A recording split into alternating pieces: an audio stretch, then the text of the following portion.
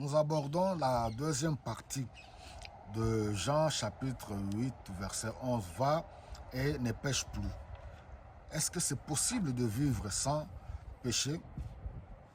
Il faudra aller à la lumière des Écritures pour comprendre en d'autres termes qu'est-ce que cela veut dire. Notre but, notre mission, en d'autres termes, c'est de nous édifier, de nous aider à la lumière de la parole pour bien interpréter les Saintes Écritures, et cela va nous aider à grandir dans la foi. 1 Jean chapitre 1, verset 8 nous dit que si nous disons que nous n'avons pas de péché, nous sommes des menteurs. Mais si nous confessons nos péchés, c'est-à-dire dans la relation établie avec le Seigneur Jésus-Christ, dans ce corps, nous continuerons à tomber dans le péché. C'est comme si on fait le péché par accident. Il y a une différence. Nous ne vivons plus dans le péché comme ceux qui n'ont pas encore accepté Jésus-Christ comme Seigneur et Sauveur, mais nous tombons accidentellement. Et le Seigneur nous donne cette grâce de pouvoir nous repentir du fait que nous sommes en communion avec lui. Même le sang de Jésus-Christ nous purifie continuellement. Alors 1 Jean 1,8 nous dit que si nous confessons nos péchés, il est juste et fidèle de nous pardonner et de nous purifier de toute iniquité. Mais si nous disons que nous n'avons pas de péché, donc nous faisons Dieu menteur. Donc, ayant accepté Christ dans notre vie, comme Seigneur et Sauveur, nous tomberons dans le péché jusqu'au dernier jour, jusqu'à ce qu'il y aura la dernière délivrance. Dieu mettra fin à toutes choses. Mais nous ne nous maintenons pas dans une vie de péché. Nous ne prenons pas plaisir à la vie du péché. Alléluia. Nous avons le Saint-Esprit en nous qui nous révèle, là, tu as eu de mauvaises pensées. Alors, regardez ce que Jacques explique ici. Au premier chapitre, le verset 14, il dit « En réalité, tout être humain est tenté quand il se laisse entraîner et prendre au piège par ses propres désirs. Ensuite, tout mauvais désir conçoit et donne naissance au péché. Quand le péché est pleinement développé, il engendre la mort. » Donc, nous devons veiller. Va et ne pêche plus. Nous devons veiller sur notre conduite. En d'autres termes, c'est même ce que le Seigneur avait dit. Si quelqu'un veut me suivre, qu'il renonce à lui-même, qu'il se charge de sa croix. Voilà. C'est-à-dire, nous devons nous prendre en charge nous-mêmes aussi, en nous appuyant sur le Saint-Esprit pour veiller sur nos pensées. Déjà, être tenté, ce n'est pas ça le péché.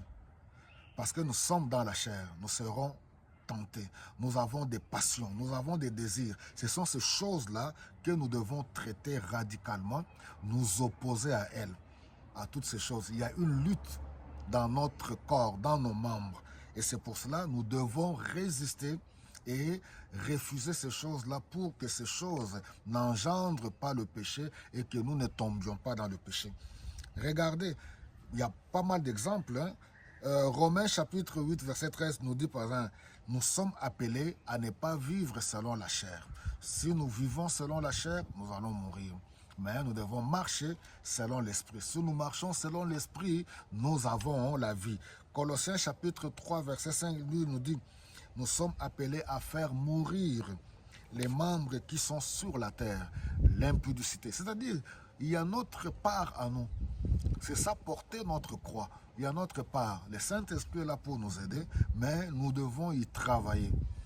Faire mourir les membres qui sont sur la terre, dans notre corps. Quoi? Tous ces mauvais désirs, l'impureté, l'impudicité, l'adultère, le vol, le mensonge, les mauvais désirs, les passions. Et Paul qui écrit aux Colossiens, il dit que c'est de l'idolâtrie, toutes ces choses-là. Il continue par exemple dans Galates au chapitre 5, là où il a expliqué encore beaucoup de choses. Il dit, ceux qui sont à Christ ont crucifié leur corps ainsi que le désir, ont crucifié leur chair. Ils ont crucifié la chair avec ses passions et ses désirs. Je vous ai dit que la relation avec le Seigneur Jésus-Christ, ce n'est pas un jeu d'enfant. Ce n'est pas aller à l'église, ah, je m'acquitte de ma tâche, je rentre à la maison, je suis content. Ce n'est pas du fait que j'ai écouté un cantique spirituel que je pense que j'ai fait ma part, je suis content. Non, c'est tout un travail de fond soutenu par le Saint-Esprit. Nous devons nous débarrasser de mauvais désirs, des passions charnelles. C'est ainsi que oui, ce passage de va et ne pêche plus aura son sens. Sinon, nous n'allons pas le comprendre. Et Galates 5,16 qui nous dit marchez selon l'esprit et vous n'accomplirez pas les désirs de la chair. Voilà mes bien-aimés, cela est possible. Cela est possible dans ce contexte lorsque nous nous engageons à marcher selon l'esprit. Marcher selon l'esprit, c'est marcher selon la parole de Dieu. Faire mourir les membres terrestres, les mauvais désirs, les mauvaises passions, toutes ces choses qui sont attachées à notre chair. Nous devons apprendre quoi nourrir notre cerveau, quoi nourrir nos yeux, quoi nourrir nos oreilles. C'est tout un travail de fond où il y a notre engagement, où notre seul but c'est de plaire au Seigneur.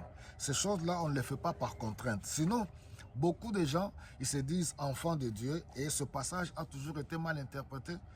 Certains, pour soutenir leur vie de péché, voilà, celui qui n'a jamais péché, qui jette la première pierre, ils sont tellement contents.